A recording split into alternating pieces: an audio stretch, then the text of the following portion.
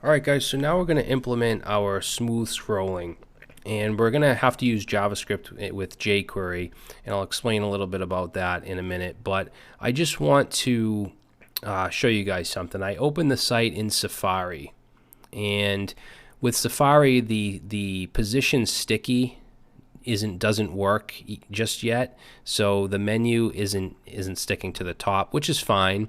It's not like it breaks or anything, it just simply doesn't stick. But one thing I noticed is this spacing right here, and to fix that we actually want to go to our style CSS and go to our showcase content, and where I have top, we actually want to change this to 65, which I put in the beginning, but it was showing extra space down here because I forgot the bottom 0. So let's go ahead and save that, and notice it still looks fine here, everything is good. And if I bring Safari back in, now we don't have that spacing. Okay, and this, it still works, but it just doesn't stick to the top. So it doesn't hurt to use position sticky, even though it's not supported in some browsers. It just makes a better experience if you're on Chrome or Firefox or browsers that do support it. Okay, so now let's get into the smooth scrolling. Now, to use jQuery, let's go to jQuery.com. Now, jQuery was used all the time a couple years ago, and it's starting to phase out for things like DOM selection, basically selecting things from the document object model, which is basically the hierarchy of HTML tags and attributes and content in the browser. Now you can do all this stuff with vanilla JavaScript, which is just regular JavaScript. So there's a lot of things you don't need jQuery for that you used to. However, animation is one that is kind of difficult to do in some situations. So things like sliders and scrolling effects and stuff, jQuery makes this stuff really easy. So we're going to be using it for this one feature. Now, you could download the JavaScript. It's just basically a JavaScript file. You could download it. We're going to use what's called a CDN, which we've actually been using with Font Awesome. If you look in our index.html file, our Font Awesome CSS is coming from somewhere else, right? It's not located in our local file here. It's coming from this use.fontawesome.com. So we're going to do the same type of thing with jQuery. So I just need to find where we can get the CDN here.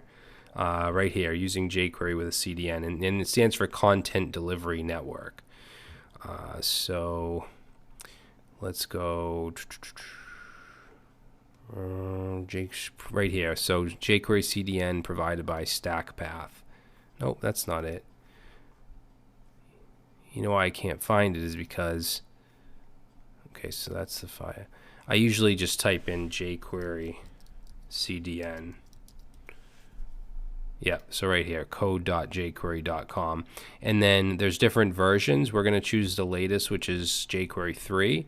And one thing you don't want to do is choose the slim version. The reason for that is with the smooth scrolling, we're actually using the animate function or the animate method, and that's not included in the slim version.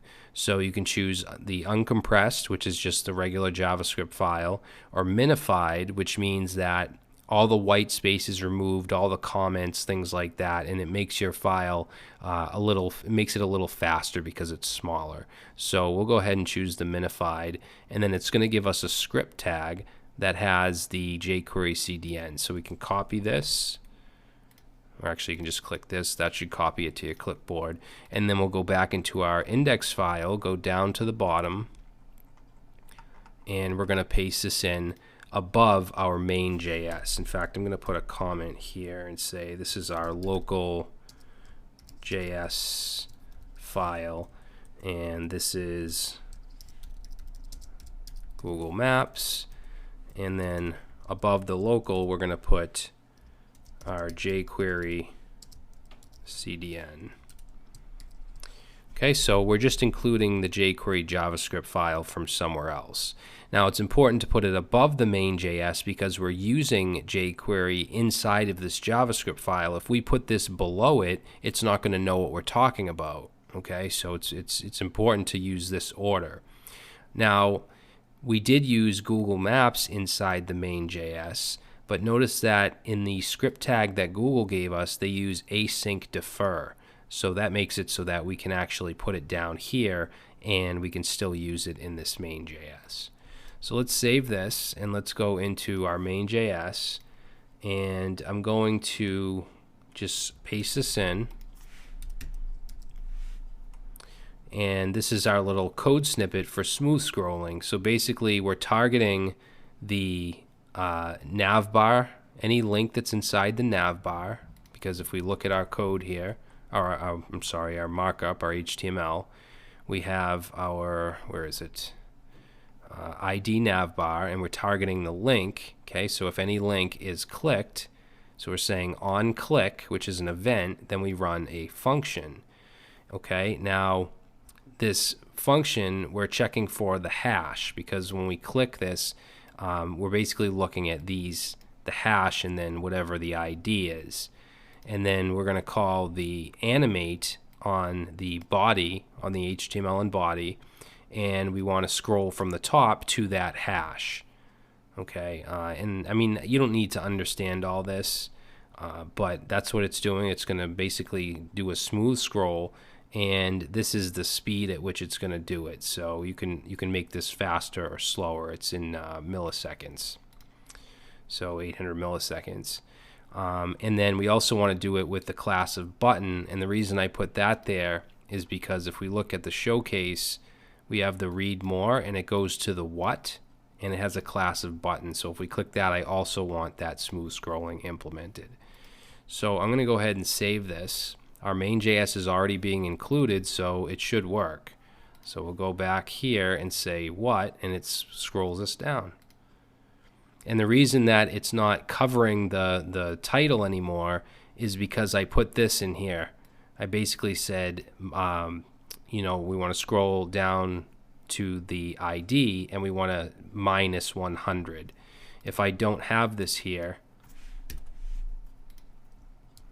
so if we do that and we say what, you can see it's still covering. If I go to who, it's still covering it. So adding that negative 100 pixels, that fixed it. So now we can actually see the titles. Okay, so I mean, like I said, don't worry if that doesn't make sense. It's absolutely fine. I want to add one more snippet of JavaScript so that when we start to scroll, this nav bar has a little bit of opacity, a little bit of transparency, so we can see through it. Right now, it's completely solid, but I only want to do it when we scroll down from the top. So let me just add that in real quick. So in main.js, I'm going to put that right here. And basically, this isn't jQuery. This is just regular JavaScript. I'm adding an event to the window. Okay, so in JavaScript, you have a window object, which is the whole browser, and we're listening for a scroll, and we're saying if the scroll Y position is greater than 150, basically if we're scrolled down more than 150, we're going to select the nav bar, and we're going to set the opacity to 0.9, which will give it a slight transparency. Else, if we're less than 150, so basically if it's up at the top, then the opacity will be 1. It's not going to be, and it's not going to be transparent at all. So let's save that, and notice it's not transparent, but as soon as I go more than 150 down, which is right, you'll see it kick in right here. See how now you can see through it? If I go up, you can't. That's because we're hitting that 150 position. And now, as we scroll down, we can see through it. So as you can see, you can do some really cool things with JavaScript and even jQuery, but we're not going to get into that. This course is about HTML and CSS, but that's definitely the direction you want to go after this. But let's check it out in Safari while we're at it. So let me just grab the URL here. And yeah, so it's just going to be, stuck to the top, which is fine. And then another thing I want to do is just get rid of the space in Edge Ledger. That should all be one word. So in the logo, let's see. We have Edge. Where's this? I think the space is right here. save that, and yeah, now it's all one word. Okay, so I believe that just the regular site is complete. So all we have to do now is the responsiveness, which we have to deal with the menu, because if we go too small, you can see it can kind of mess up. I just want the logo on top, have this centered, and this, we want these to stack. We want this, we want to get rid of the image and just have this. Clients, I want these images to be a little bigger. We're also going to get rid of the last one, so there's only 4. And then we're going to put the map on the bottom of the contact. Also on wide screens, I want the icon here to float, or not float, but we're going to use Flexbox. I want it to be aligned to the left as opposed to just being in the middle always. Okay. Also on tablets, if it's like this size, I want it to stack. So that's all stuff that we'll have to do with the mobile.css and the widescreen.css. Okay, so hopefully you guys are enjoying this and you're able to follow along and things are making sense.